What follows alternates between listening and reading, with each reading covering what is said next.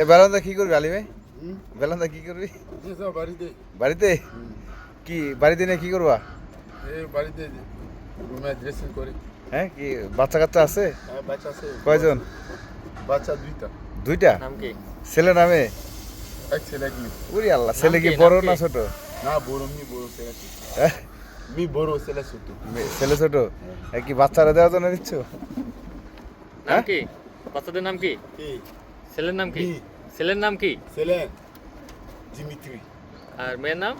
মেয়ে নাম প্রিপিনা। রিপিনা। গুড। কোন ক্লাসে পড়ে?